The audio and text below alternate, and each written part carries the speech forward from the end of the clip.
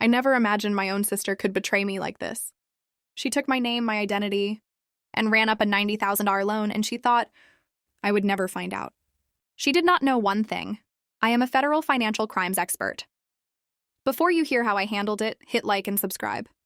You will not believe what happens next. My name is Samantha, and I have always been close to my family. I trusted them with everything. But last month, I discovered a nightmare that I could not have prepared for. It all started when I got a letter in the mail from a collection agency. My name was on it, my social security number, my bank account linked, but the debt? Not mine. $90,000. I froze, my hands shook. I read it again. At first, I thought it was a clerical error. But when I called the bank, the representative gave me the details. The loan had been taken out online, signed electronically, with my information. I tried to stay calm. I needed proof, but deep down I already knew who had done it. My older sister, Claire. She had always been reckless with money. Gambling, shopping sprees, online schemes. I knew she had debts, but I never imagined she would drag me into them. I wanted to scream at her. I wanted to confront Mom and Dad. But something in me paused. Patience, strategy. My training kicked in. I could not just react. I had to protect myself, but I also needed to see how far she would go. For 2 days, I watched. I tracked the loan, the emails, the IP addresses. I quietly checked her devices when she was not around. Every click, every login, every transaction, it all led back to her. The anger inside me burned. But more than that, fear. Fear that my reputation, my credit, and my career could be ruined if this went public. That night, I confronted her indirectly. I left a subtle message.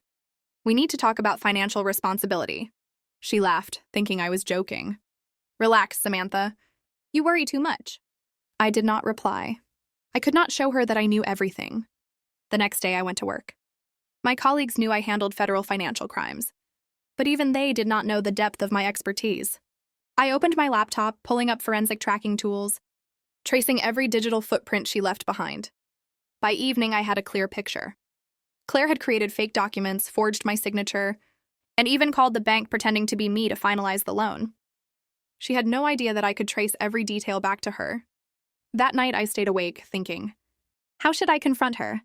How should I make sure she could never do this again? I wanted revenge, but smart, surgical revenge.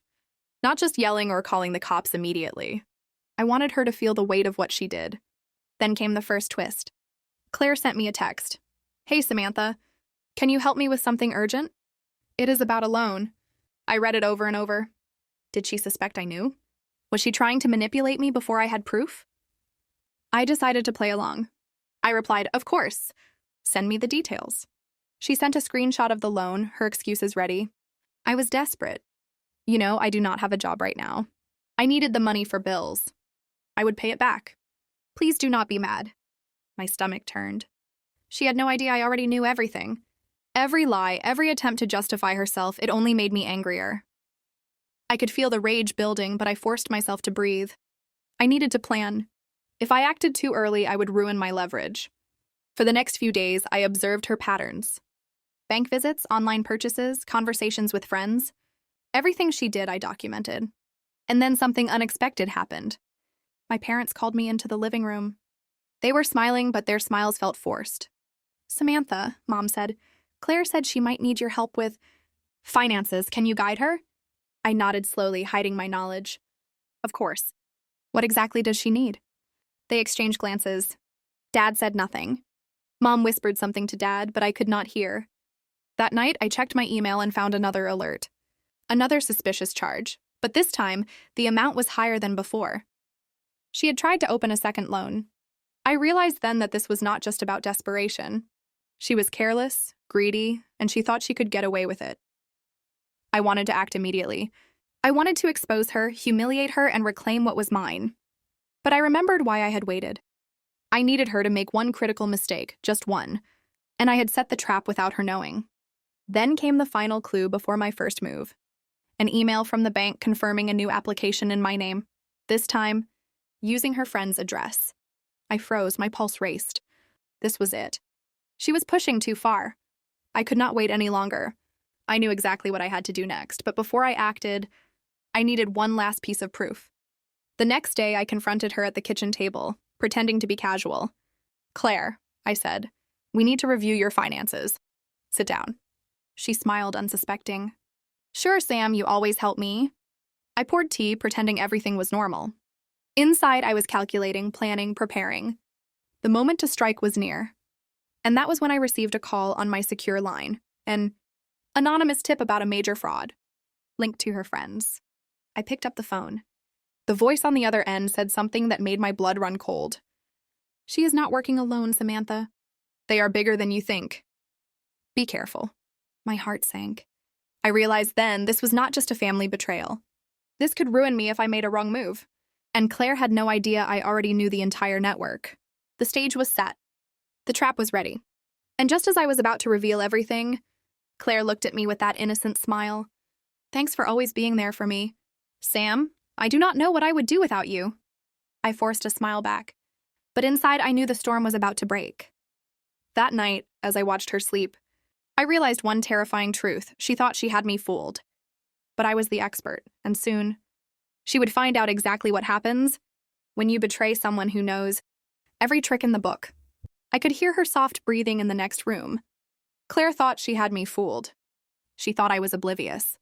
But I was not just Samantha, the little sister. I was Samantha, a federal financial crimes expert.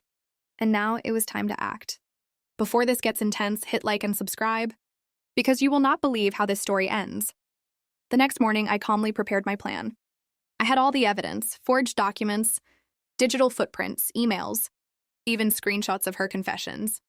But I also knew I had to be strategic. I called Claire to the kitchen. I want to help you clear this up, I said, smiling. We need to fix the loans. She looked relieved. Thank you, Sam. I promise I will pay everything back. I nodded, keeping my tone calm. Good. Let's start with the $90,000 loan. Tell me everything. She began talking, oblivious to the fact that every lie she uttered was being recorded. I pretended to take notes, but inside, I was watching her panic at the slightest hint that I knew. Then came the mid-twist.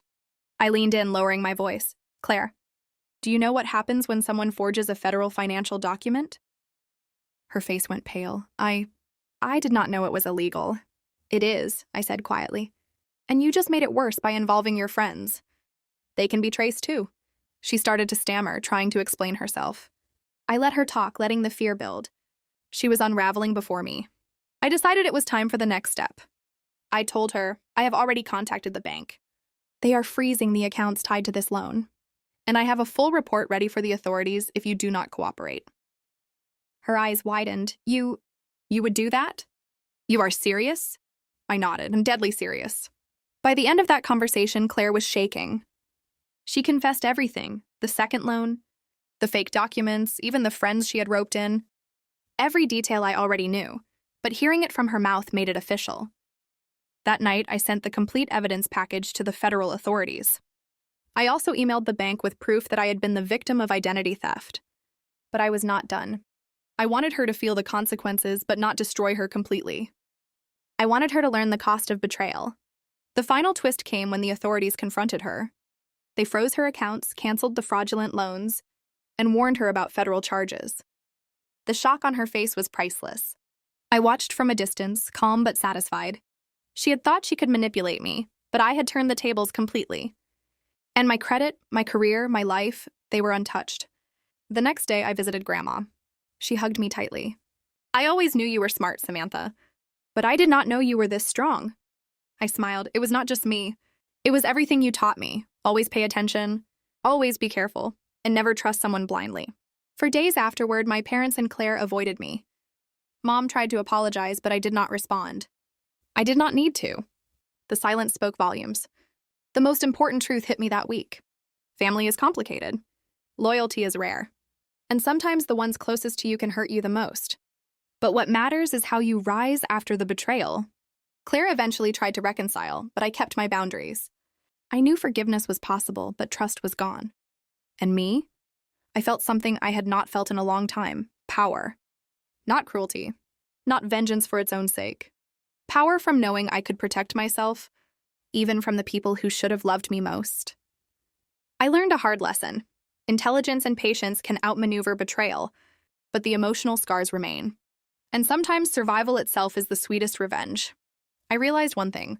Blood does not guarantee loyalty, and love does not excuse betrayal. But courage, strategy, and self-respect, those will always protect you, even when the people you trust the most fail. If you felt the tension and shock, hit like, subscribe, and share your thoughts. Could you survive a betrayal like this from someone so close?